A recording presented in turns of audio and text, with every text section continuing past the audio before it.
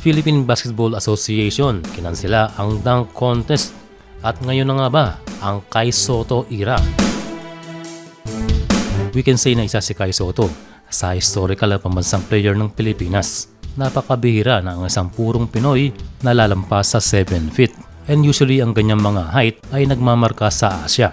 Sa isang post ng kilalang basketball page na CLX, ang Yao Ming era ay 2000s, samantalang ang Haddadi era ay sa mga 2010s and the 2020s goes to our kababayan na si Kai Sotto.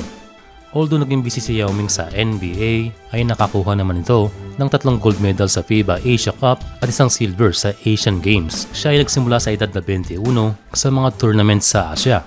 Samantalang si Hamed Haddadi ay umuulan ng ginto sa kanyang mga achievements sa Asian tournaments na kanyang sinimulan sa edad na 24. And now sinasabi na ito na ang Kai Sotto era.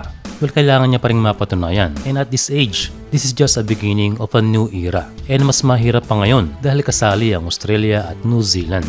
For now, at this age na 21 turning 22, ito na ang simula para ipakita at paghirapan ang path na dinaanan nila Yao Ming at Hamed Haddadi na dinomina ang Asia. Sa kanyang pagbabalik-bilig ay sa uling opportunity para ma-showcase ang sarili. For now, we can say na he is a dominant player.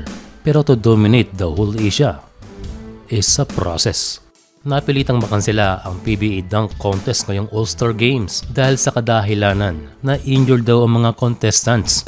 Well, isang bihirang pagkakataon na magkasabay-sabay na ang mga contestants ng isang dunk contest ay pare-parehong hindi available sa paparating na kompetisyon. Hindi na natin kukwestiyonin at paniwalaan syempre ang pamunuan ng PBA.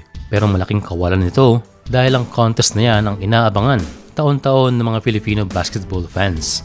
Well, nagmubo na lamang sila kumi at umaasang makiklik ang kanilang pinalit ang 3-point shootout ng mga big men.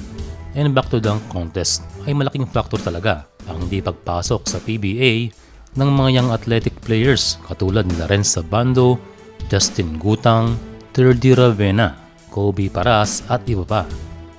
Well, imagine kung sakaling nasa PBA ang mga yan at sabay-sabay na sumali sa contest. Maaring ito ay isa or possibly the best dunk contest na ganap sa PBA. Imagine Kobe Paras versus Abando. Ang dunk finals ay maaring ito ay maging history. But still a history na we can say na best batch ng mga Filipino players ay mas pinili na mag-abroad. Maganda ang kanilang opportunity sa labas ng bansa.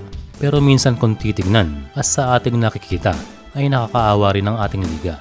Pero sa ngayon, salamat naman ay nakikipag-cooperate na ang PBA sa ating national team at pagtanggal ang pagbaban sa mga players na nasa labas ng pambansang liga.